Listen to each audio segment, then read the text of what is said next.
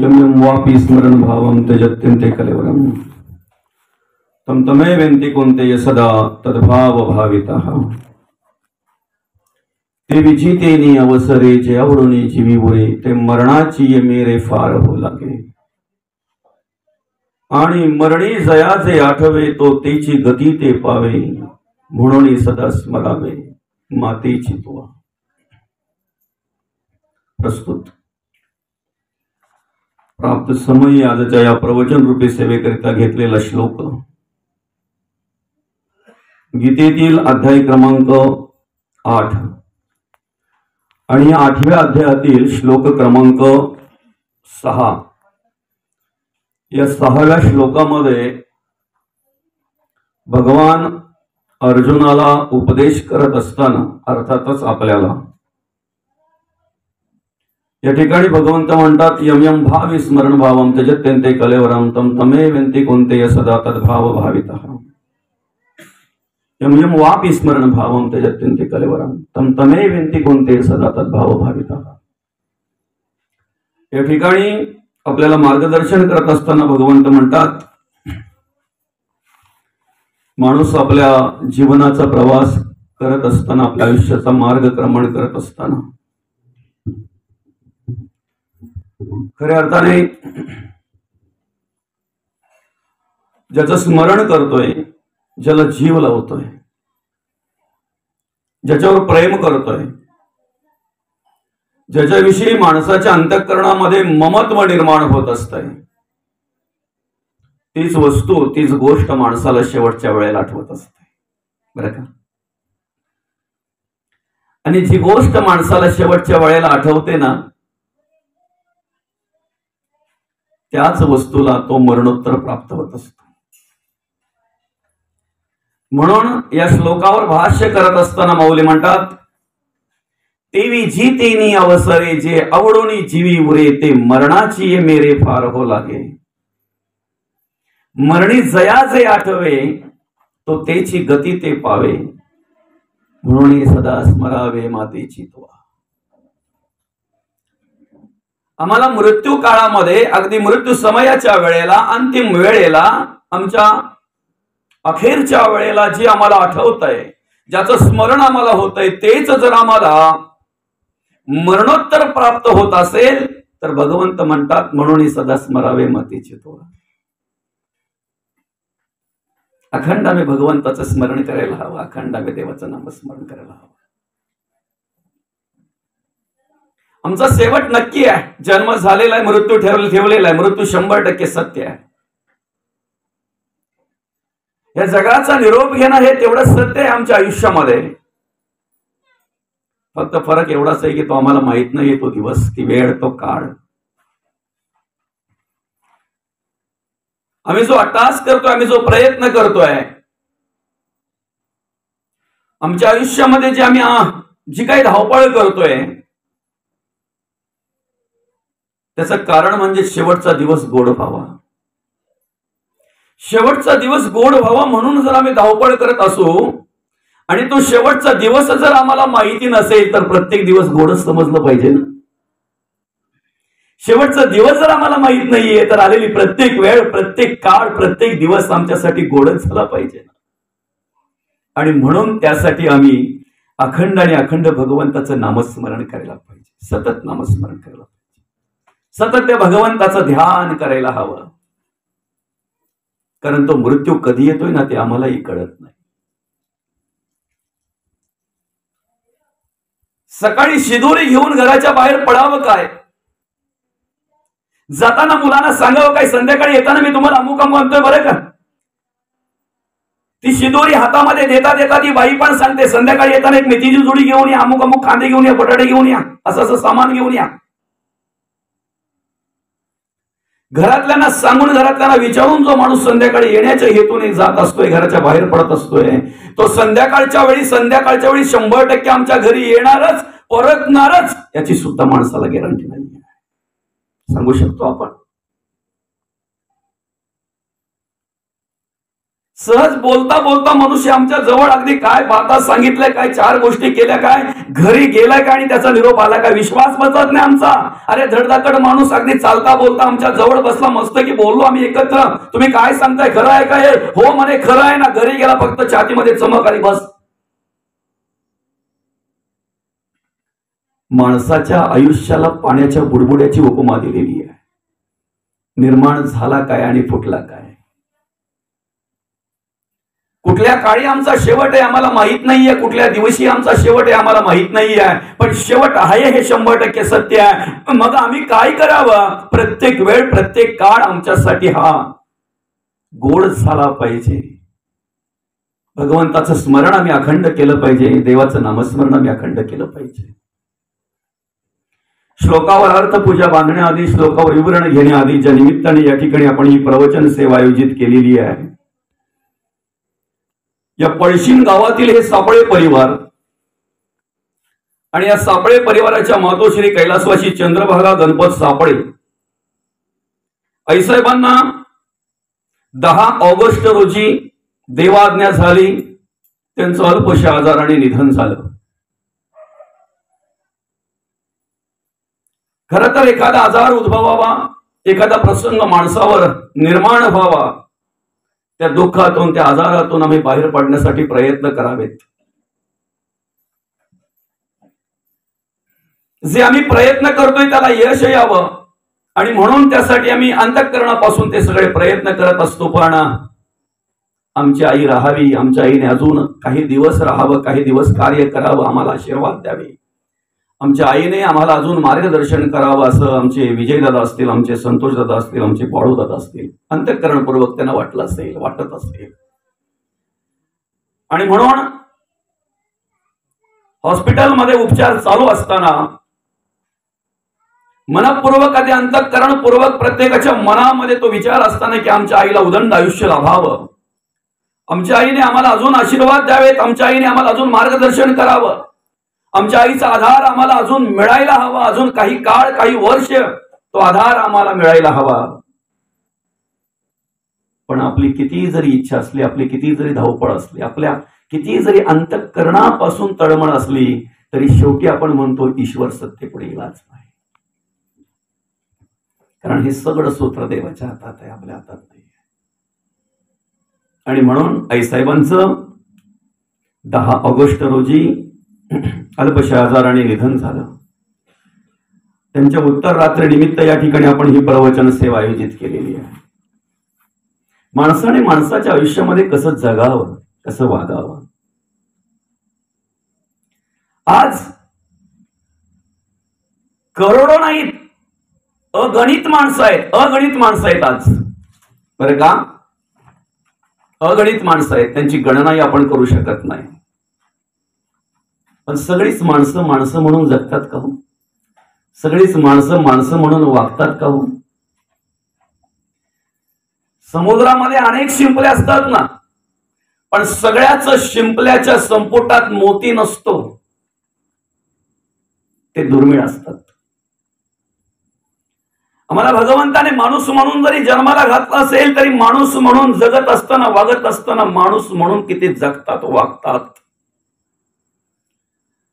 ज्या निमित्ताने आम्हाला या ठिकाणी हा नरदेह दिलेला आहे भगवंताने, हा मनुष्य देह दिलेला आहे, त्याचा आम्ही किती विचार करतो, त्याचा आम्ही किती कशासाठी दिलेला याचा विचार करून आम्ही किती जगतो. दुर्मिळ आहेत, दुर्बल आहेत, दुर्लभ आहेत. समुद्रातल्या शिंपल्याच्या संपुटातल्या मोत्याप्रमाणे आपल्या गावाची लोकसंख्या बघा, आपल्या पंचक्रोशीची लोकसंख्या बघा, आणि ज्या वेळेला आपल्या गावामध्ये एखादा हरिनाम सप्ताह सोहळा होतो, त्यावेळेला त्या ठिकाणी उपस्थित असलेल्या माणसांची संख्या बघा. उपस्थित असलेल्या माणसांमध्येही सगळ्यांनाच तसे मोजू नका, त्याच्यामध्येही प्रकार असतात.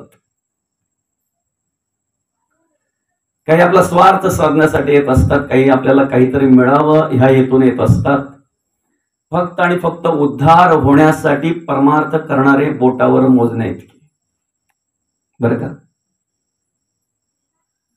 तुमच्या गावामध्ये साधारणतः किती गणपती मूर्ती रूपाने येत असतील अंदाज? पळशीन गावामध्ये 8-10 कमी आहेत. म्हणजे 8-10 म्हटल्यानंतर अजून तुम्ही 10-15 पकडू आपण. मी सांगेन त्या 15 पैकी 12 नवसाचे असतील. खरं आहे की खोटं आहे माऊली? आम्हाला काहीतरी द्या, मग आम्ही तुमचं पूजन करू, याला नवस म्हणतात. आम्हाला आधी काहीतरी मिळावं, काहीतरी द्या, मग आम्ही तुम्हाला आमच्या घरी आणून पूजन करू, याला नवस म्हणतात. देवाची आमच्याकडून पूजा घडावी, देवाची आमच्याकडून सेवा घडावी म्हणून किती? बोटावर मोजण्या एवढे. समुद्रातल्या शिंपल्यातल्या मोत्याप्रमाणे कमी आपला विषय तो आहे. आणि म्हणून आईसाहेबांनी आईसाहेबांच्या आयुष्यामध्ये जे कार्य करायला हवं, प्रत्येक माणसाने कशा प्रकारे जगावं, कशा प्रकारे वागावं, त्याचं एक आदर्शयुक्त उदाहरण म्हणजे आमचे आईसाहेब चंद्रभागा गणपत सापळे. आम्हाला माहिती आहे देहांत झाल्यानंतर आत्मा एकदा काही या देहाला सोडून गेला, तो आत्मा असताना माणसाने किती जरी धावपळ केली, किती जरी प्रयत्न केले, किती जरी त्याच्या आयुष्यामध्ये तळमळ केली, हाडाची काढ केली, रक्ताचं पाणी केलं, आणि एवढं सगळं करून जे जे जे जे साठवलेलं आहे, जे जे जे जे कमवलेलं आहे, जे जे काही गोळा केलेलं आहे, त्यापैकी काय बरोबर येतंय? बरं काय बरोबर येतंय?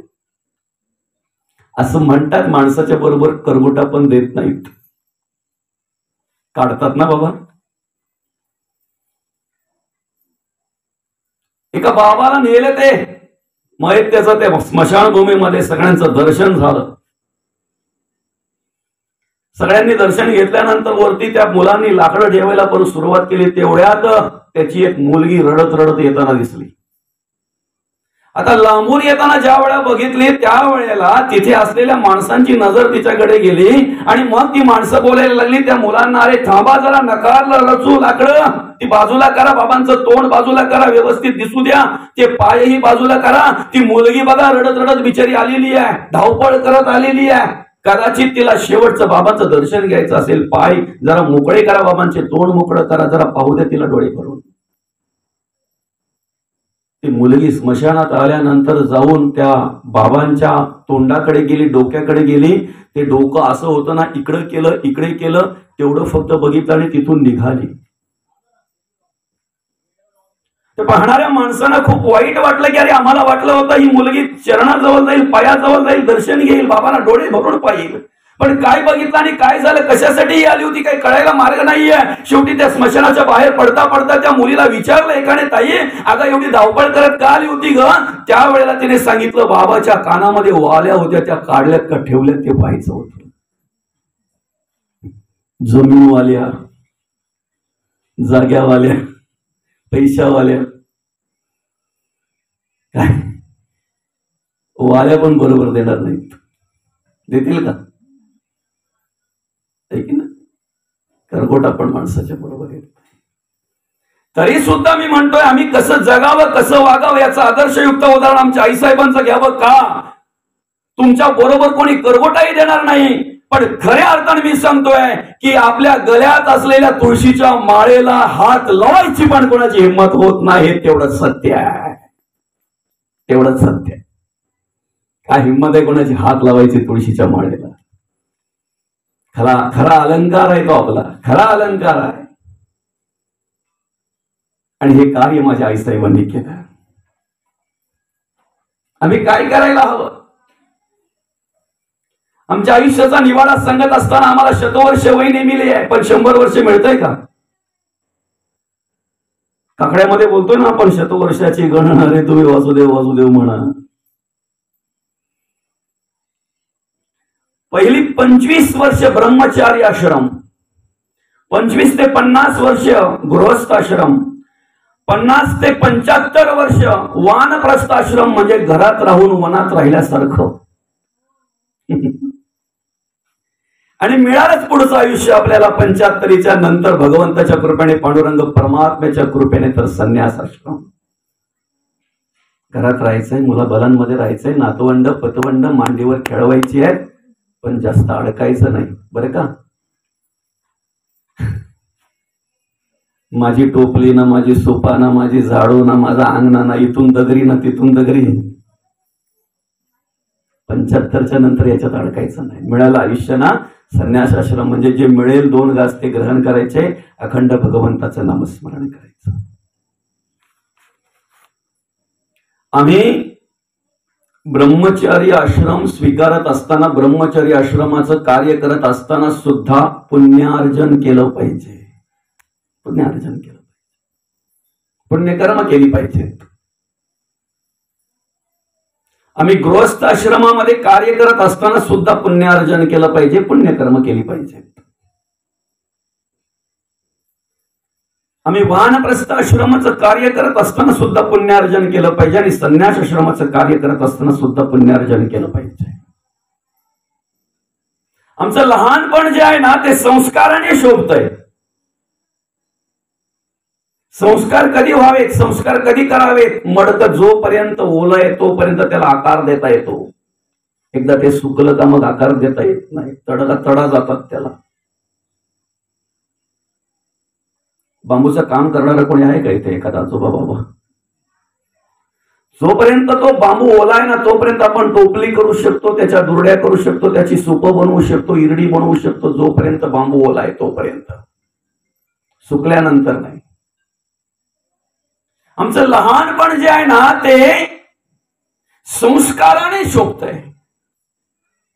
लहानपणी संस्कार झाले पाहिजेत.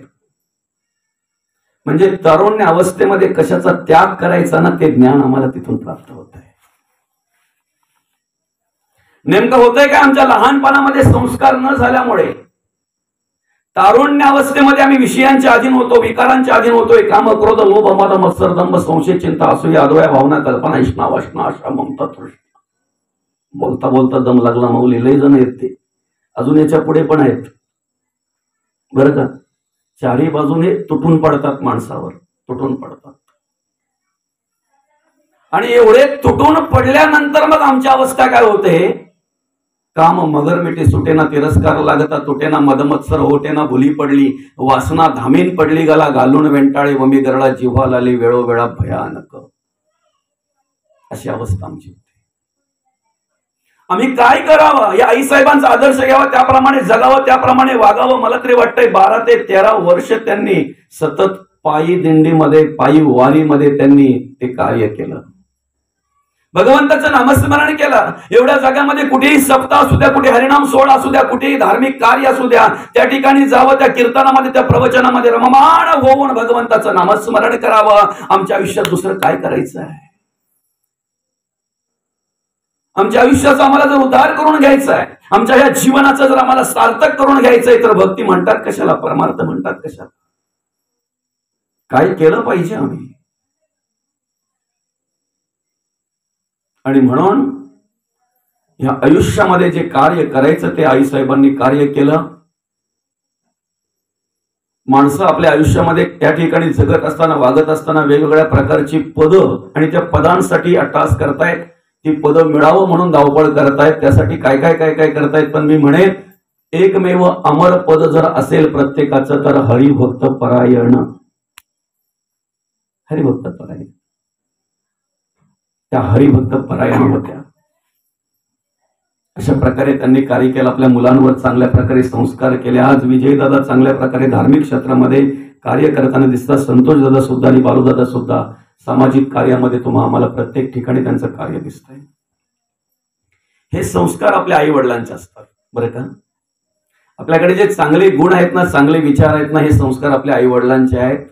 माणसाकडे असलेल्या चांगल्या गुणांचं श्रेय आई वडिलांना जाते. बरं, आपणच देत नाही. जगद्गुरु तुकोबा म्हणतात, आपुलिया हिताचो असे जागता, धन्य माता पिता तयाची. धन्य माता पिता तयाची. आणि म्हणून आमच्यावर लहानपणी चांगल्या प्रकारे संस्कार झाले म्हणून तारुण्यामध्ये कशाचा त्याग करायचा ते मार्गदर्शन आम्हाला आमच्या श्री गुरूंकडून, आमच्या आई वडिलांकडून मिळालं. ते त्याग घडलं म्हणून आज आपण उत्तम असा परमार्थ करतोय, देवाला आठवतो, देवाचं नामचिंतन करतोय.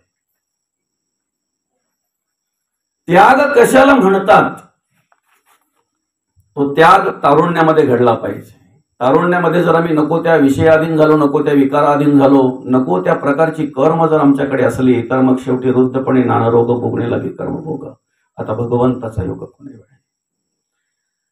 जोपर्यंत माणसाची आर्थिक, कायिक, वाचिक आणि मानसिक चारही प्रकारची शिल्लक आहे, तोपर्यंत मनुष्य पाहिजे तसा वागत असतो, पाहिजे तसा जगत असतो, पाहिजे तशी कर्म करत असतो. कधीतरी आमच्याकडे भ्रम निर्माण होतो, हा माणूस एवढा वाईट करतो तरी सुद्धा याचं चांगलं कसं. त्याला कारण आहे चारही प्रकारची शिल्लक आहे.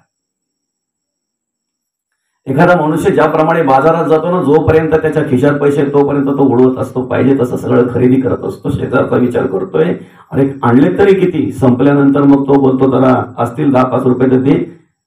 खरेदी करता करता तिकिटाचा विचारच नाही केला. आमच्याकडे आर्थिक, कायिक, वाचिक, मानसिक चारही प्रकारची जोपर्यंत शिल्लक आहे तोपर्यंत आम्ही मौज मजा करत असतो. म्हणजे धार्मिक कार्य करत असताना सुद्धा आम्ही फक्त मजेचाच विचार करतो, बरं का.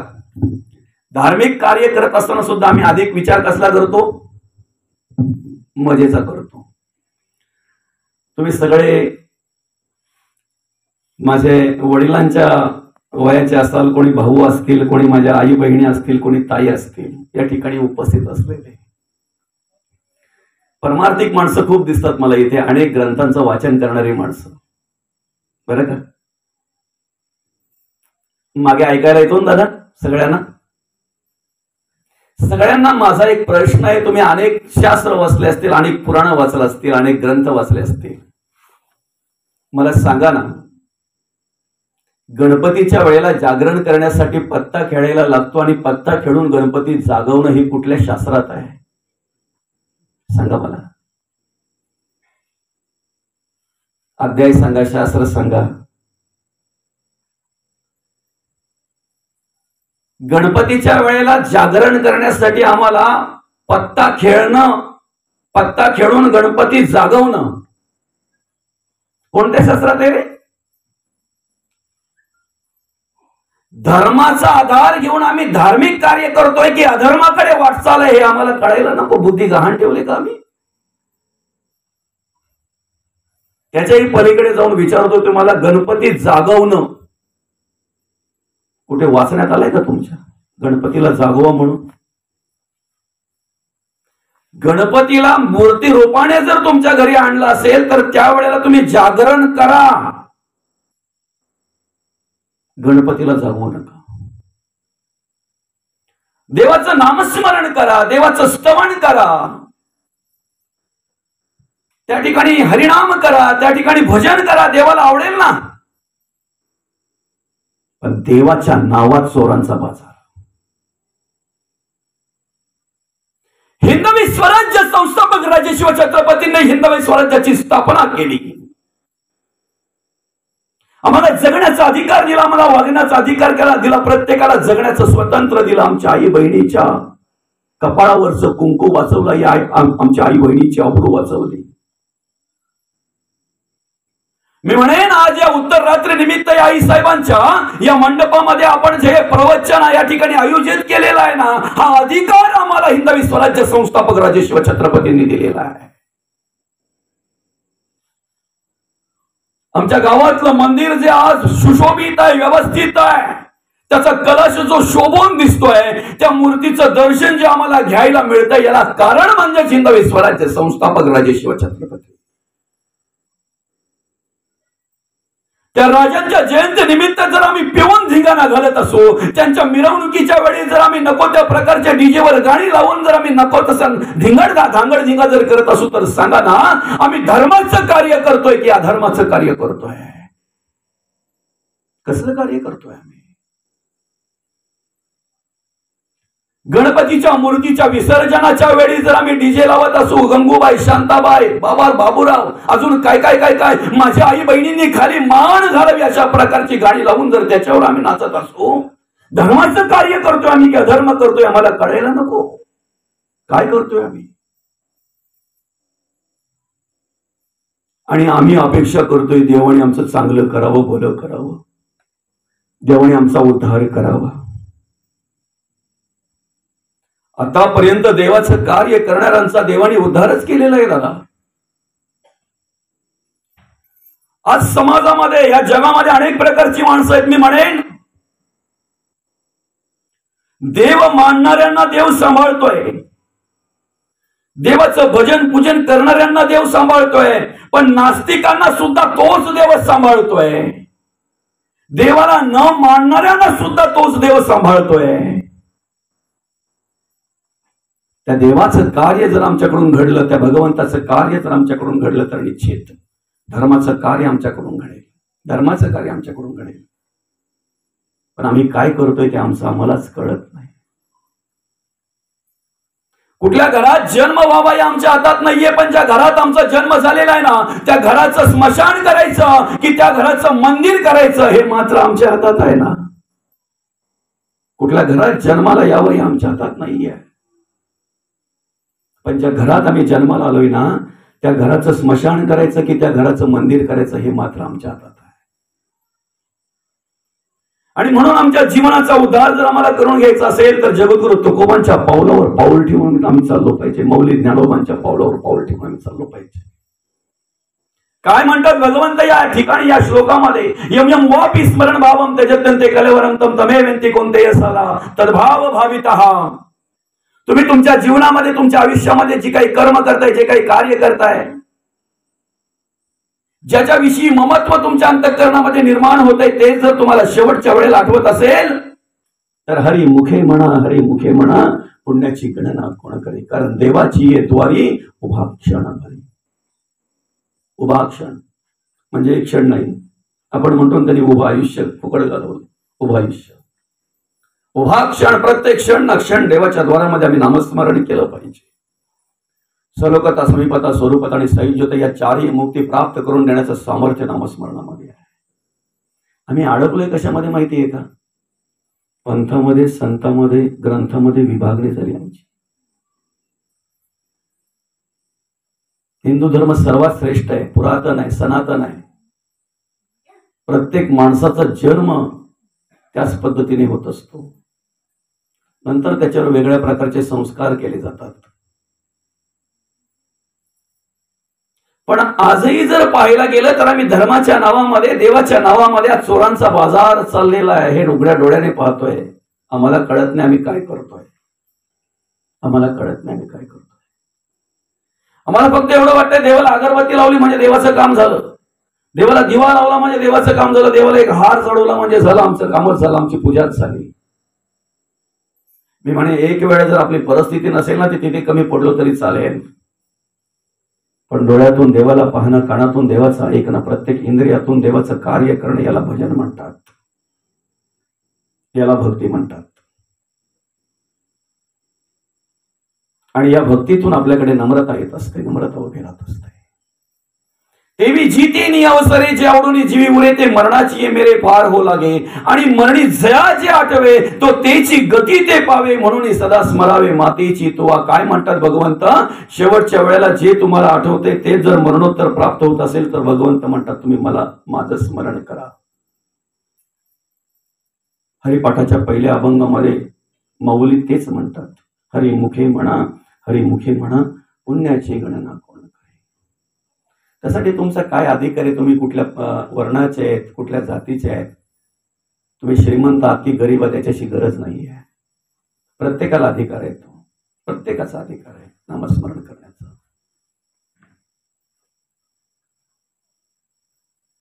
खऱ्या अर्थाने त्याची, त्या नामस्मरणाची एक ओळख करून देत असताना जगद्गुरु तुकोबा म्हणतात, नाम घेता न लगे मूल, नाम मंत्र नाही खोल, दूचे अक्षरांचे काम, उच्चारावे राम राम.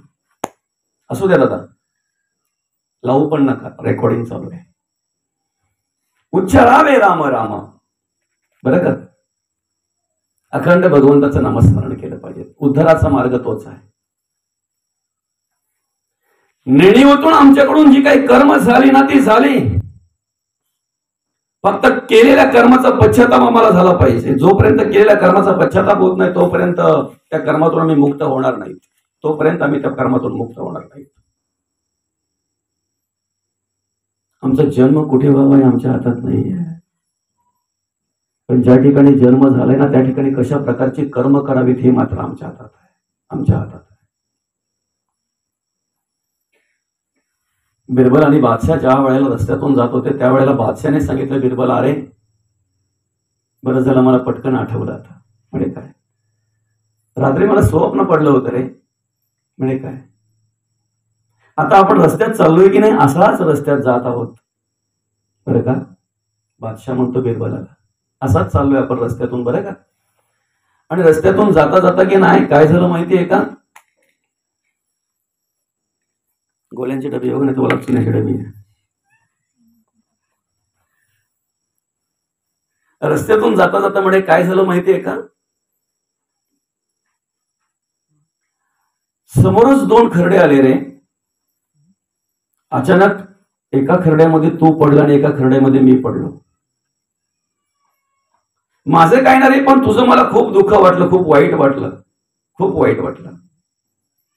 म्हणे का, म्हणजे ज्या खरड्यामध्ये मी पडलो ना तो खरडा मधाचा होता, पण तू ज्या खरड्यात पडला ना बिरबला, तो खरडा घाणीचा होता रे. त्यामुळे मला खूप वाईट वाटलं. बिरबलाने ऐकलं. बिरबल पुढे निघाल्यानंतर, थोडं पुढे गेल्यानंतर बादशाला म्हणतो, साहेब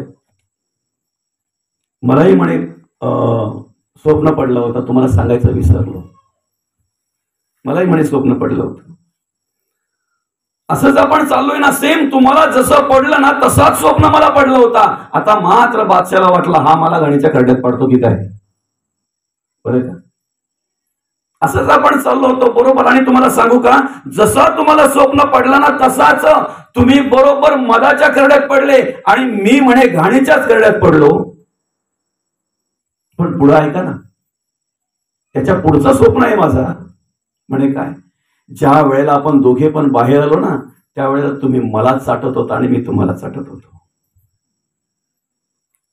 काय समजतंय, तुम्ही कुठे जन्माला आलात हे महत्वाचं नाही, तुम्ही राहून तिथे काय करता याला महत्व आहे. नसेल कळलं तर घरी जाऊन विवरण करा, मनन करा, निश्चित कळेल. वाल्ल्या कोळीला आतापर्यंत अनेक भेटले ना, कमी भेटले का. 7 रांजण भरले होते एवढे भेटले. पण जो तो फक्त आपला जीव वाचवण्याचा प्रयत्न करायचा, आपल्याकडे असलेलं द्रव्य वाचवण्याचा प्रयत्न करायचा. माऊली अनेक भेटले ना,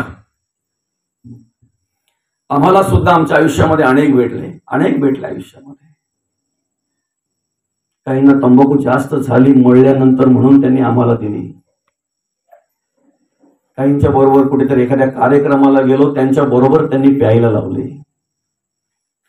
कोणताही मनुष्य सुरुवातीला व्यसन म्हणून कुठलीच गोष्ट करत नाही, कुठलीच नाही. टाइमपास म्हणून चालू करतोय तो, टाइमपास म्हणून चालू करतोय.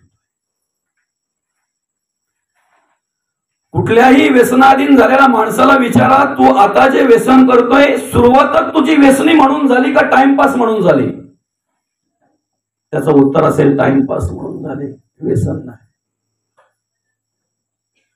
जोपर्यंत आम्ही बाटलीला पितोय ना तोपर्यंत बाटली आडवी असते, आम्ही उभे असतो. एकदा काय बाटली आम्हाला प्यायला लागली ना की मग मात्र आम्ही आडवे असतो आणि बाटली उभी असते. हे निश्चित आहे, ते तेवढंच सत्य आहे.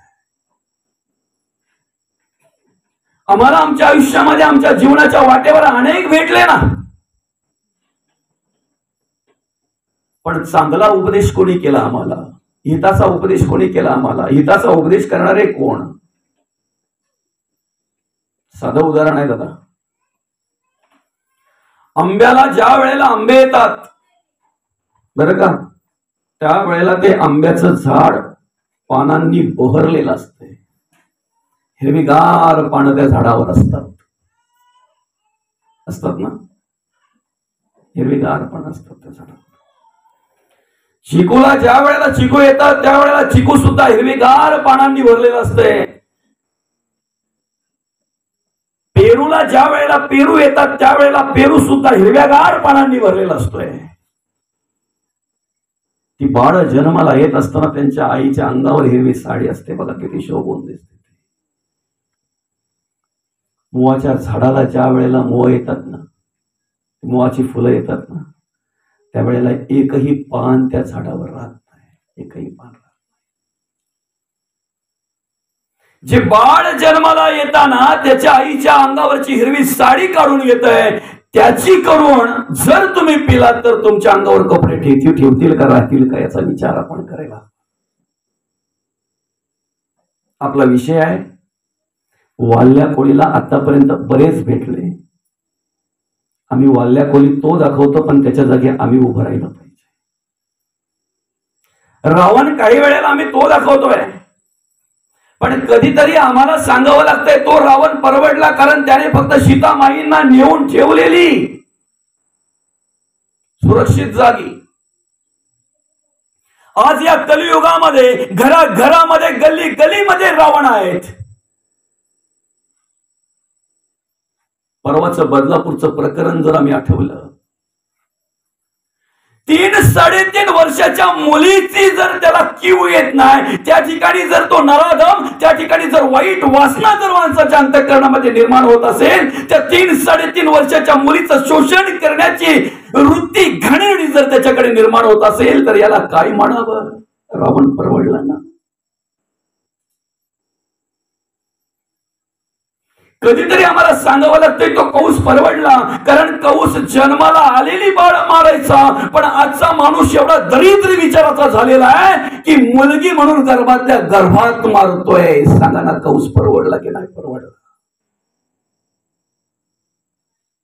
काही कारणास्तव आम्हाला ते दाखवावे लागतात पण ते दाखवल्यानंतर आम्ही स्वतःकडे बघितलं पाहिजे त्याच्यापैकी आमच्याकडे काही आहे का. तुम्ही नुसते ग्रंथ वाचले म्हणजे परमार्थ घडला असं नाही हो.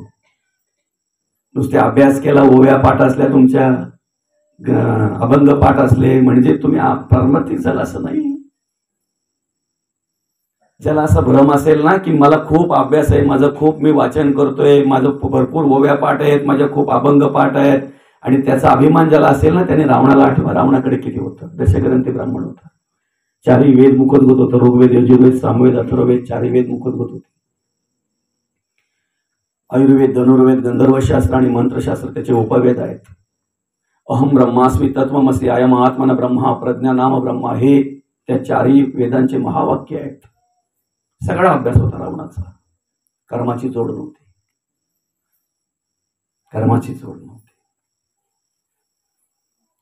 आणि म्हणून त्या वाल्यकुलीला आतापर्यंत अनेक भेटले पण ज्या वेळेला नारदाच्या रूपामध्ये सत्संग झाला त्यावेळेला नारदाने विचारलं रे हे सगळं काही करतोय बरोबर आहे पण कोणासाठी कशासाठी. तो बोलतो बोलण्यामध्ये गुंतवू नको काय असेल ते काढ. नारदांना बोलतो नारद मुनींना बोलतोय. नारद मुनी बोलले घे ना माझ्याकडे काय आहे ते तुला पाहिजे का तुझा उद्धार होईल. विना काढला त्याच्यात गळ्या टाकायला घेतल्यानंतर होतं याचं काय करायचंय मला. मग हेच आहे दादा माझ्याकडे दुसरं काय नाही ना म्हणे हे सोडून दुसरं काय आहे ना नारायण नारायण उद्धार होईल तुझा घे फक्त. ते काय करायचंय म्हणे मला. अरे जाऊन विचार ज्यांच्यासाठी हे सगळं काही तू करतोय ना ज्यांच्यासाठी हे सगळं काही करतोय त्याला ते वाटेकरीत का जाऊन विचार. आणि मग त्या वेळेला तो गेला विचारलं. गोष्ट खूप मोठी त्याच्यामध्ये आपल्याला काही वेळ घालवायचा नाहीये. फक्त विषय एवढा आहे केलेल्या कर्माचा पश्चाताप जोपर्यंत माणसाला होत नाही तोपर्यंत कर्मातून मुक्ती नाही. तोपर्यंत मुक्ती नाही. केलेल्या कर्माचा पश्चाताप जोपर्यंत होत नाही तोपर्यंत मुक्ती नाही. आणि मग जेव्हा त्याला कळलं कोणी नाही तेव्हा येऊन साष्टांग नमस्कार घातला. प्रत्येक माणसाने सत्पुरुषांचा संग झाल्यानंतर पहिलं विचारावं तेच त्याने विचारलं बरं का. साधू पुरुष ज्या वेळेला आपल्याला मिळतात ना संत ज्या वेळेला आपल्याला मिळतात ना संतांचा संग झाल्यानंतर साधू पुरुषांचा संग झाल्यानंतर आम्ही त्यांना काय विचारावं आता मला उद्धाराचा मार्ग सांगा. मला उद्धाराचा मार्ग सांगा. आता घडलेल्या कर्माचा पश्चाताप घडणाऱ्या कर्माची उपरती अंतःकरणामध्ये निर्माण झाली आणि मग त्याला सांगितलं आता राम नाम घे दादा. म्हणे राम नाही बोलता येणार चालेल मरा तर मरा मरा मरा मरा मरा राम राम झालं ना. सुरुवात कशी केली बघा त्याने मरा मरा मरा राम राम राम राम झालं. उभराटे नाम जपतवाचे पर्वत फुटले पापाचे ध्वज ध्वज उभारिले पुण्याचे ब्रह्मांडावरते. वाल्मिकी जेथे तप केले ते वन पुण्य पावनच झाले. म्हणून ऋषी होते थोर थोर बहुती केला कवी तो विचार परी वाल्मिकासारखा कवीश्वर न भूतो न भविष्यती. आमचा उद्धार करून घ्यायचा जर असेल ना, तर आम्हाला सुद्धा ते नामस्मरण करायला हवं. कसं करायला हवं? ठाईच बैसोनी करा एक चित्त आवडी अनंत आळावा, आवडी अनंत आळावा. त्यासाठी काही मूर्त वगैरे पाहायला पाहिजे का नामस्मरण करायला? कुठल्या काळामध्ये पाहावं, कुठल्या वेळामध्ये पाहावं? आम्हाला लई गुंतवून ठेवले हो मूर्तात. काय माऊली, खरं आहे का खोटं आहे? शुभ आहे का अशुभ आहे? रक्षाबंधनाच्या दिवशी कमीत कमी 50 फोन आले असतील, महाराज कधी बांधायची? मी म्हणेन ज्या वेळेला बहीण तुला समोर दिसते ना, तो काळ तुझ्यासाठी शुभ आहे. दिसते हा शुभ मान. नाहीतर कित्येकांच्या बहिणी आज भावांच्या राहिल्या नाही ना, भाऊ बहिणींच्या राहिल्या नाही. काय मूर्त पाहता रे तुम्ही? काय शुभ अशुभ पाहता रे? काय नक्षत्र पाहताय तुम्ही? जन्माला येताना मूर्त बघितलं होतं, मृत्यूच्या वेळेला मूर्त पाहणार आहेत. जन्माला येताना मृत्यू नाही, मूर्त नाही, मरताना मूर्त नाही, आणि मधल्या काळामध्ये मूर्त पाहून आमचा जीव चाललाय, आयुष्य चाललंय आमचा. जगद्गुरु तुकोबांची गाथा वाचा, पहिल्या अभंगापासून शेवटच्या अभंगापर्यंत वाचा, सगळं खोडून काढले. ते अधिकार दिलाय आपल्याला, आपल्याला अधिकार दिलाय. तुमच्याकडे भटजी जे आहेत, ब्राह्मण जे आहेत, त्याची गावं वाटून आहेत का? गावं वाटलेले असे आहेत का? नाही ना. कारण बहुतांशी आमच्याकडे कसं असतं, त्यांना ते एक भटजी असेल ना, तर त्याला 10-12 गाव असे दिलेले असतात बरं का. त्या 10-12 गावातल्या विधी त्याने करायच्या. मग तुमच्याकडे कुठले भटजी येतात? ओके ओके, हा, म्हणजे तुम्ही सांगाल ते येतात समजा, बरोबर आहे की नाही? आता साधं उदाहरण आहे दादा, आपल्याकडचं माझ्याकडचं मी सांगतोय बरं का. एका भटजीला 20 गाव आहेत बरं का. एका भटजीला 20 गाव आहेत, आणि एका गावामध्ये मी माझ्या गावाचं सांगतोय, कमीत कमी 25 ते 30 गणपती माझ्या गावामध्ये येतात मूर्ती रूपाने. कमीत कमी 25 ते 30 बरं का. तुम्ही कॅल्क्युलेशन करा, 20 गावं जर त्या भटजीला असतील आणि एका गावामध्ये 25 ते 30, माझ्या उशीत गावामध्ये 25 ते 30, तुम्ही फडेगावचा जर विचार केला, फडेगाव सुद्धा त्याला आहे, 500-550 घरांची वस्ती आहे. मी म्हणेन कमीत कमी 50 असतील तिथे गणपती, कमीत कमी 50. घरी जाऊन तुम्ही गणित करा, जर 20 गावातले गणपती एका भटजीला जर बसवायचे, स्थापना करायचे, काय करू शकतो तो? काय करू शकतो? आमची पोरं फक्त कशासाठी माहिती आहे का? लोकांच्या हळदी गाजवाला, लग्नाच्या टायमाला नवरदेव उचलाला, हार घालताना कोणी पद्धत आणले का? म्हणजे त्यांनाच माहिती आहे. त्या भिकारी सगळ्या प्रथा आणल्यात बरं का. 1 नंबर घाणेरड्या प्रथा बाबा. नवरदेव उचलाचा, नवरी उचलाची. अरे काय अवस्था आहे. आमची पोरं फक्त मैदान गाजवाला नाही. कशासाठी आमची पोरं? लोकांचं बॅनर लावायला, नेत्यांचं बॅनर लावायला, नेत्यांचा वाढदिवस साजरा करायला. बापाचा वाढदिवस कधी ते माहीत नाही, बापाकडे ढुंकून बघत नाही. नेत्याचा पाय दाबतो काय, नेत्याच्या पायाला हात लावतो काय? कधीतरी एखाद्या कोपऱ्यामध्ये पडलेला तुझ्या बापाच्या बेगांकडे बघ, पायाच्या काय अवस्था त्या पायाची झाली बघ, काय अवस्था त्या बेगांची झाली बघ. त्या ठिकाणी रक्त येईपर्यंत कावडी वाहणारे बाप आम्ही डोळ्यामध्ये बघितले, पायातून रक्त येईपर्यंत शेतामध्ये राबणारे बाप आम्ही बघितले. आमची पोरं कुठे? अरे वाचता येत असेल, व्यवस्थित संस्कृत वाचू शकत असाल ना, तुम्ही तुमची तयारी ठेवा. तुमच्या घरातल्या गणपतीची, तुमच्या घरातल्या देवाची पूजा करण्याचा अधिकार जगद्गुरु तुकोबांनी तुम्हाला दिलेला आहे, तुम्हाला दिलेला आहे. ते संस्कार करा, त्या पद्धतीने मार्गदर्शन करा. मी कुठल्या जातीबद्दल बोलत नाही, पण एखादा ब्राह्मण जर असेल, त्याला जर 20 गावं असतील आणि 100-200 गणपती जर त्या ठिकाणी जर त्याच्या वाड्याला येत असतील, तर कुठे कुठे जाणार तो आणि कुठे कुठे येणार? हे काम आम्हाला करायला नको? ही तयारी आम्ही ठेवायला नको? आखी रात फक्त पत्ता पिसायचे. काय अवस्था होते बघा त्या वेळेला बाबा. 4-5 दिवस गणपती मूर्ती रूपाने येतात, पण कित्येकांची घरं उद्ध्वस्त होतात. काय देव आल्यानंतर उद्ध्वस्त होतो मनुष्य? हे देवाचं आल्यानंतर, आगमन झाल्यानंतरचं कार्य आहे. 4-4, 5-5 दिवस काही लोक घराचं तोंड बघत नाहीत. बरं, ही वाईट कर्म करताना मनुष्य सहज प्रवृत्त होतो ना, त्याला काय सांगावं लागतंय? कधी कंटाळा येणार नाही, कधी आळस येणार नाही, कधी निद्रा येणार. त्याला झोपाच्या वेळी सुद्धा माणूस जागा असतो माऊली. झोपण्याच्या वेळी सगळं तिथेच बाजूलाच. ज्याच्याने आमचं आयुष्य बर्बाद होतो, उद्ध्वस्त होतो, मुलं बाला रस्त्यावर येतात, घरदार घरादाराचं स्मशान होत आहे. जे व्यसन केल्यानंतर ही अवस्था आमची होते की आम्हाला कळू नये का? सद्बुद्धी दिलेली आहे, चांगली बुद्धी दिलेली आहे, जगण्याचं स्वतंत्र दिलेले, उभ्या करण्याचं निर्माण केलेलं, चारी वाचा दिलेल्या आहेत, परापचंती मध्यमानी वैखरी, या नरद्याला या मनुष्य द्याला. मग आम्हाला कळायला नको आम्ही काय करायला पाहिजे ते. तुम्ही आयुष्यामध्ये जी कर्म करताय ती जर तुम्हाला शेवटच्या वेळेला आठवत असतील आणि मरणोत्तर जर तुम्ही त्याच कर्माला त्याच ठिकाणी जर प्राप्त होत असाल तर तुम्ही कसं जगावं, कसं वागावं हे प्रत्येकाला कळलं पाहिजे ना. प्रत्येकाने याचा विचार केला पाहिजे ना. आणि म्हणून आम्ही आयुष्यामध्ये कसं जगतोय, कसं वागतोय याला विशेष महत्व आहे, विशेष महत्व आहे याला. आपल्यामध्ये परिवर्तन जर घडवून घ्यायचं असेल ना, प्रवचन हे परिवर्तनासाठी आहे, कीर्तन हे परिवर्तनासाठी आहे, मनोरंजनासाठी नाही. तुम्ही मनोरंजन म्हणून जर बघत असाल तर तो तुमचा भ्रम आहे. टाइमपास म्हणून जर तुम्ही प्रवचनाकडे किंवा कीर्तनाकडे बघत असाल तर तो तुमचा भ्रम आहे. टाइमपास म्हणून प्रवचन कीर्तन नसतोय. आमच्यामध्ये परिवर्तन घडावं म्हणून प्रवचन आहे, कीर्तन आहे. 4-4.5 हजार अभंगाची गाथा जगद्गुरु तुकोबांनी आम्हाला दिली. कशासाठी? टाइमपाससाठी, मनोरंजनासाठी,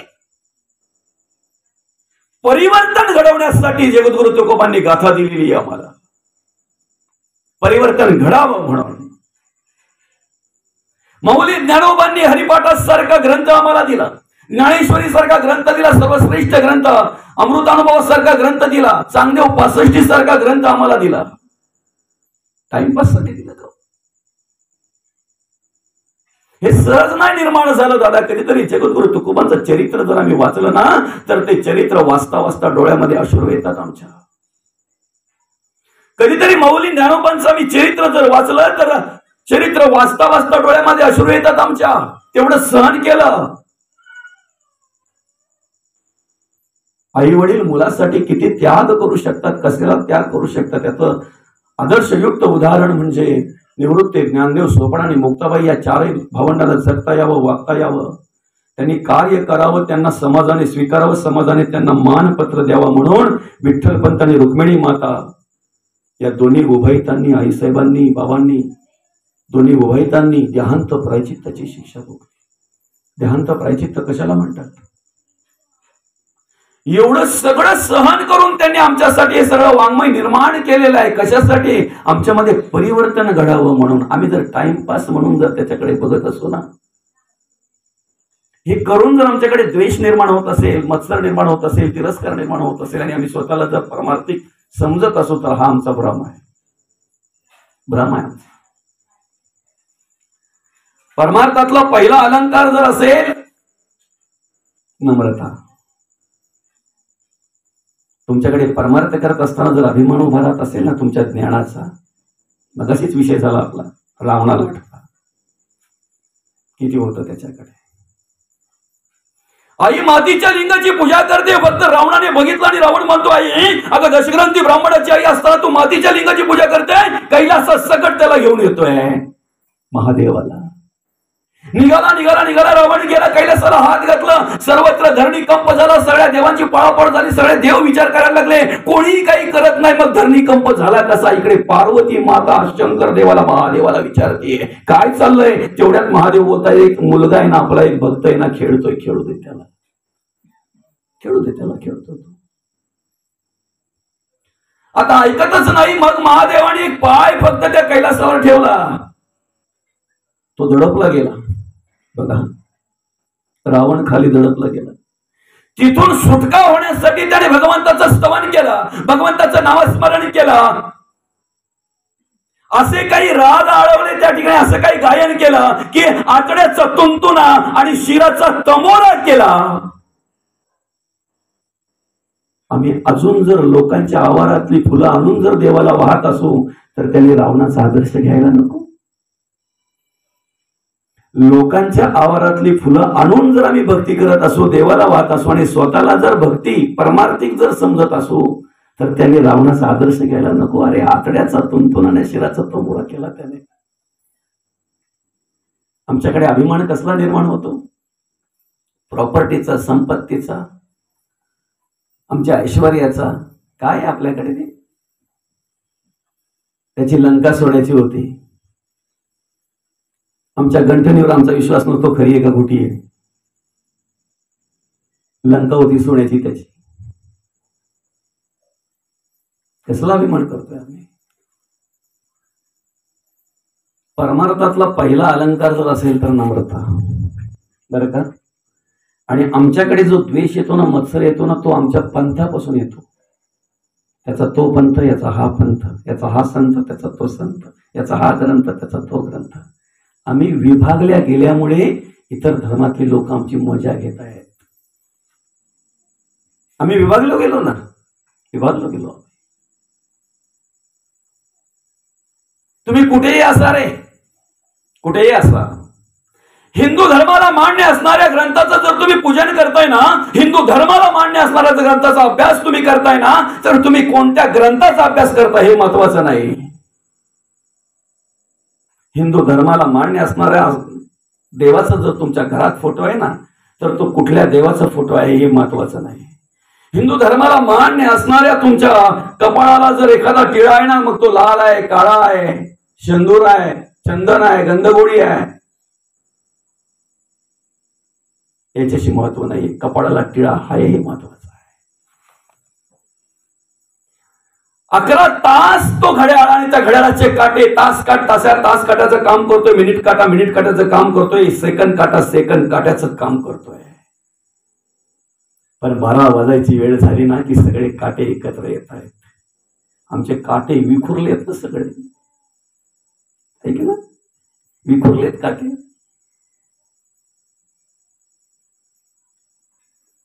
या कलियुगामध्ये पैसा कमवायची साधनं बरीच आहेत. उद्या तुम्ही भरपूर पैसा कमवाल, एक वेगवेगळ्या क्षेत्राचा आणि विज्ञानाचा जर आधार घेतला तर भरपूर पैसा तुमच्याकडे येईल. पण तुमच्या घरात संस्कार आणि संस्कृती असेलच हे सांगू शकत नाही. त्याचा दुष्काळ आहे आज. आणि म्हणून या ठिकाणी भगवंत म्हणतात की तुमच्या जीवनाचा जर तुम्हाला उद्धार करून घ्यायचा आहे, तुमच्या आयुष्याचा जर तुम्हाला उद्धार करून घ्यायचा आहे, तर अखंड आणि अखंड माझं स्मरण करा, देवाचं स्मरण करा, अखंड देवाचं नामस्मरण करा. आमचं आयुष्य किती आहे, आम्ही म्हणतोय सगळं बदललं रे, आता सगळं बदललं. खरं तर पृथ्वी तीच आहे, आप तेच आहे, वायू तोच आहे, आकाश तोच आहे. बदललंय काय? काय बदललंय? श्रीराम प्रभूंनी कार्य केलेलं ते कार्य आजही आम्हाला या पृथ्वीवर पाहायला मिळत आहे. भगवान श्रीकृष्णांनी द्वापारामध्ये केलेलं कार्य आजही जर आम्हाला पाहायला मिळतंय, तर कृतामध्ये, त्रेतामध्ये, द्वापारामध्ये आहे जी पृथ्वी होती तीच पृथ्वी आजही आहे. तोच सूर्य आहे, तेच आप आहे, तोच तेज आहे. बदललं काय? काय बदललं बरं का? आजची ही परिस्थिती जर बघितली ना, माणसाचं वागणं, माणसाचं जगणं, माणसाचं राहणं. अरे एखाद्या संसारिक माणसाच्या अंतःकरणामध्ये अभिमान निर्माण होतोय, ठीक आहे ना. एखाद्या प्रापंचिक माणसाच्या अंतःकरणामध्ये अभिमान निर्माण होतोय, ठीक आहे ना. पण परमार्थिक माणसाच्या अंतःकरणातही जर अभिमान निर्माण होत असेल तर मग सांगा ना, याला सोडवणार कोण? त्या सुटणार कधी? हा कधी सुटणार? आणि सगळी परिस्थिती जर आज बघितली आपण, माणसाचं जगणं, वागणं एखाद्या विषयाधीन होणं, एखाद्या वासनेअधीन होतं, नको त्या प्रकारे काम कार्य करणं, नको त्या व्यसनाधीन होणं. काय चाललंय बघा ना. परवा एक ठिकाणी बघितलं, त्याला ग्रामपंचायतने ते लिहायला दिलं होतं, कुठे मोकळी भिंत दिसली की तिथे लिहायचं धूम्रपान निषेध, सिगारेट ओढणे अपायकारक आहे आरोग्याला, तंबाखू खाणे आरोग्याला अपायकारक आहे, असं ते ग्रामपंचायतने दिलं होतं मौली. त्या पेंटरच्या एका हातामध्ये विडी होती आणि एका हातामध्ये ब्रश होता आणि तो इथे धूम्रपान निषेध. किती जणांच्यात फरक पडेल बरं वाचून? अशी आमची परिस्थिती आहे. आमचं प्रवचन झालं का मागच्या बाजूला जाऊन जर आम्हीच तंबाखू चोलत असू, तुमच्यात किती फरक होईल, किती परिवर्तन होईल? प्रवचन हे परिवर्तनासाठी आहे, कीर्तन हे परिवर्तनासाठी आहे. ते परिवर्तन तेव्हाच पाहायला मिळेल ज्या वेळेला प्रत्येक कार्याची, चांगल्या कामाची सुरुवात आम्ही आमच्यापासून करू. तेव्हा नुसत्या मोठमोठ्या बाता सांगितल्या, मोठमोठ्या बढाया मारल्या म्हणजे झालं असं नाही. स्वतःपासून सुरुवात झाली पाहिजे. तुम्ही तुमच्या अंतःकरणामध्ये जर अजून द्वेष, मत्सर, तिरस्कार जर भरला असेल, आयुष्यभर जरी परमार्थ केला तरी तुमच्यावर देवाची कृपा होईल का? सांगा ना. होईल? तो द्वेष आम्हाला अजून सुटत नाही, तो मत्सर अजून आम्हाला सुटत नाही, तो तिरस्कार अजून आम्हाला सुटत नाही, आणि स्वतःला मी परमार्थिक म्हणतोय.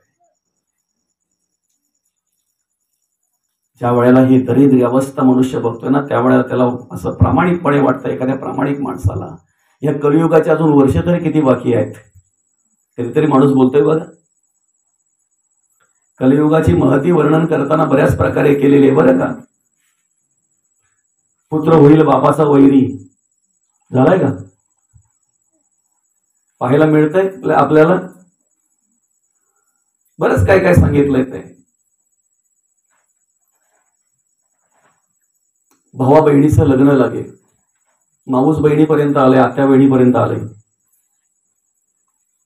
आज काय आम्ही पाहतोय, आणि ही सगळी क्रिया बघितली नाही का? मग एखादा मनुष्य बोलतोय की या कलियुगाच्या अजून आयुष्य तरी किती राहिलंय बाकी, बरं का.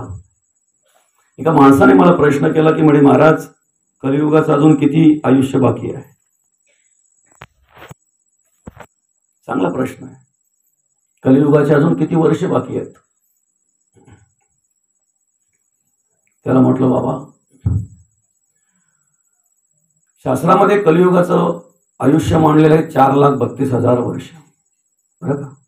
4,32,000 वर्ष कलीचं आयुष्य. त्याच्यापेक्षा डबल आहे द्वापाराचं आयुष्य, 8,64,000 वर्ष. त्याच्यापेक्षा अधिक काळ द्वापाराचं आणि कलीचं एकत्र मिळून 12,96,000 वर्ष त्रेताचं आहे, आणि सत्ययुगाचं आहे 17,28,000 वर्ष. गणित कळलं ना तुम्हाला? त्याने विचारलं मला की म्हणे कलियुगाची किती वर्ष बाकी आहेत? कलियुगाचं आयुष्य आहे 4,32,000 वर्ष. तुम्ही सांगा मला किती वर्ष झाल्यात, म्हणजे मी लगेच सांगतो तुम्हाला किती बाकी आहेत.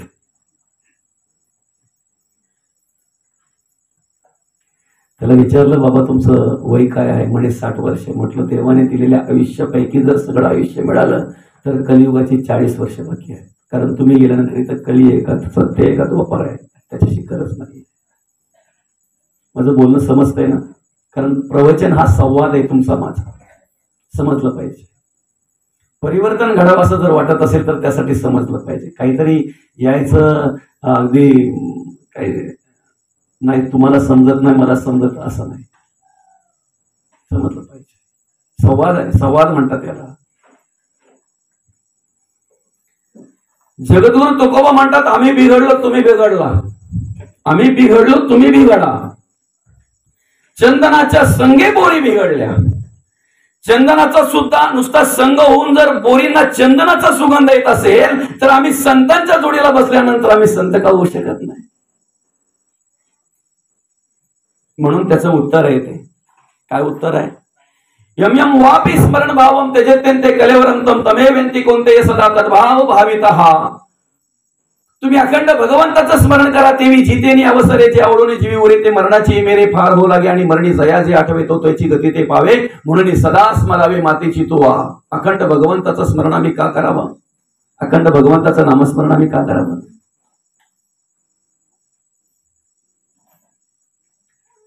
आपल्या घराला कुठेतरी मातीचं असं घरटं असतंय बघा, बघितलंय का तुम्ही? मातीचं घरटं बघितलंय? महिलांना जास्त माहित असेल, कारण घरा फोडाचं काम महिला, आपल्या या घरटा फोडाचं काम महिला करतात.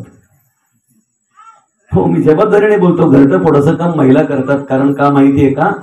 स्वच्छतेची जबाबदारी त्यांच्यावर असते घरातली, बरोबर. घरा फोडाचा नाही, त्यात चुकून आला होता ते, तसं काही नाहीये. कारण आतापर्यंत तुमचा इतिहास जर बघितला तर खूप मोठा आहे. घरटा फोडाचं काम महिला करतात, कारण घरातल्या स्वच्छतेची जबाबदारी महिलांवर असते, बरं का. ते घरटं ज्या वेळेला आम्ही फोडतोय ना, त्यावेळेला त्या घरट्यातून काय निघतंय बरं? आळ्या निघतात, किडे निघतात, बरोबर की नाही? आळ्या निघतात. त्या आळ्या ऍक्च्युली त्यांचं घरटं नसतंय, ते घरटं असतंय घोंगेऱ्याचं. घोंगेऱ्याचं घरटं असतंय, बरं का माऊली. तो घोंगेरा काय करतो माहितीये का? ते घरटं तयार केलं की त्याच्यामध्ये आळ्या आणून ठेवतोय. तो कुठेही फिरून आला की त्या आळेला टोचत असतो असा, टोचतोय. कुठेही आला ना, जाऊन आला की ते आळीला टोचत असतोय. त्यामुळे कसं असतं माहितीये का, तो बाहेर असला काय आणि घरट्यात असला काय, प्रत्येक वेळेला त्या आळीला स्मरण कोणाचं असतंय? घोंगेऱ्याचं असतंय. बघा, आपलं उत्तर काय माहितीये का? अखंड आम्ही भगवंताचं नामस्मरण का करावं? का करावं आम्ही भगवंताचं नामस्मरण? देवाचं नामस्मरण जर आम्ही अखंड केलं तर त्याच्यातून काय प्राप्ती होईल सांगा ना. जर अखंड आणि अखंड त्या आळीने घोंगेऱ्याचं स्मरण करून जर तिचं रूपांतर घोंगेऱ्यामध्ये होत असेल, तर आम्ही अखंड भगवंताचं नामस्मरण केलं तर सांगा ना, आमचं रूपांतर देवामध्ये व्हायला वेळ लागेल का? लागेल वेळ? नाही लागणार. आता समजलं ना तुम्हाला? काय नाही, आपण थोड्या वेळात थांबणार आहे. फक्त तुम्ही ऐकण्याच्या स्थितीमध्ये राहा, म्हणजे मलाही बरं वाटेल, बरं का? देवाचं स्मरण जर आम्ही अखंड केलं, देवाची पूजा जर आम्ही अखंड केली, देवाची भक्ती जर आम्ही अखंड केली, तर नक्कीच ते रूप आम्हाला प्राप्त होईल. वेगळंपण असं उरणार नाही, जीवशिव ऐक्य होईल. आता पहिली गोष्ट आहे, देवपूजा घेतो कुठून? देवपूजा स्वीकारतो कुठून? जगद्गुरु तुकोबांनी कार्य केलं ही चालती बोलती मंदिरं घडवण्याचं. मौली ज्ञानोबांनी कार्य केलं ही चालती बोलती मंदिरं घडवण्याचं. तो देव निर्गुण आहे, निराकार आहे, निसंग आहे, अरूप आहे, निर्लेप आहे, निराधार आहे, निर्विकल्प आहे. तो देव कसा आहे त्याची ओळख करून देत असताना तो भगवंत स्वतः गीतेमध्ये सांगतोय देवाचं स्वरूप कसं आहे. नैनम छदंती शस्त्राणी नैनम दहती पावका न चैनम क्लेदेंती पोन शोषयती मरुतः. कसा आहे देव? तो देव स्वतः सांगतायत मी कसा आहे, माझं रूप कसं आहे, माझं स्वरूप कसं आहे. नैनम छदंती शस्त्राणी, शस्त्राने तुटत नाही देव. नैनम छदंती शस्त्राणी नैनम दहती पावका, अग्नीने जळत नाही. न चैनम क्लेदेंती पोन शोषयती मरुतः, चिखलाने कालवत नाही आणि वाऱ्याने जळत नाही असा देव आहे. त्या देवाला विचारलं भगवंता तुम्हाला जर पाहायचं असेल, तुम्हाला जर ओळखायचं असेल, तुमचं जर दर्शन घ्यायचं असेल तर आम्ही कुठं जावं? भगवंत म्हणतात नाहम वसामी वैकुंठी ना योगी हृदय रव मद्भक्त यत्र गायंती तत्र तिष्ठ तुम्ही नारदा. म्हणून नामदेव कीर्तन करी पुढे देवनाचे पांडुरंग. बरं का? त्या संतांच्या संगतीला जर आम्ही अखंड राहिलो, त्या भगवंताच्या संगतीला जर आम्ही अखंड राहिलो तर आमच्यामध्ये एवढं परिवर्तन होईल सांगा ना. त्या देवाला हार अर्पण करावा म्हणून आम्ही प्राजक्ताची फुलं आणतो. ती फुलं ज्या दोऱ्यामध्ये गुंफतोय ना, कालांतराने त्या दोऱ्याला सुद्धा प्राजक्ताच्या फुलाचा सुगंध निर्माण होतो. सुगंध निर्माण. आम्ही कोणाच्या जोडीला बसावं हे आम्हाला कळलं पाहिजे. आम्ही कुठल्या जागेवर बसावं हे आम्हाला कळलं पाहिजे.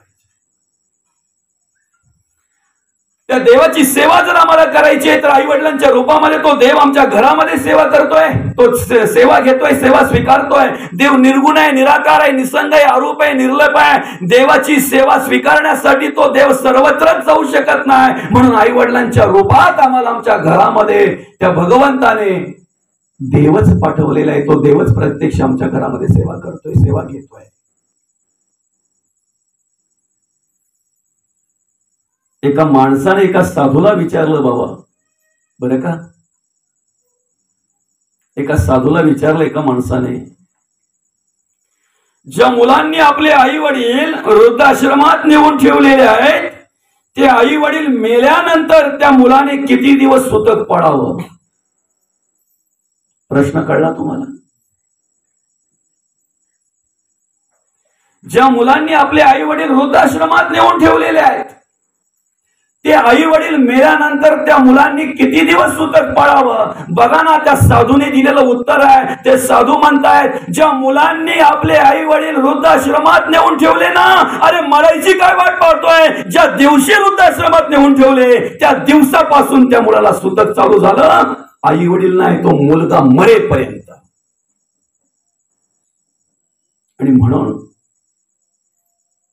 आमच्यावर निष्कामतेने निरापेक्षेने आमच्यावर प्रेम करणारं या जगातलं एकमेव दैवत असेल तर त्या दैवताचं नाव आहे आई वडील. आई वडील माझे थोर काय सांगू, त्यांचे उपकार जीवनाच्या वाटेवरती आहेत, त्यांचा मला आधार. या सावळे परिवाराचं पितृक्षेत्र 2001 ला हरपलं गेलं. 2001 साली बाबांचं निधन झालं आणि त्याच्यानंतर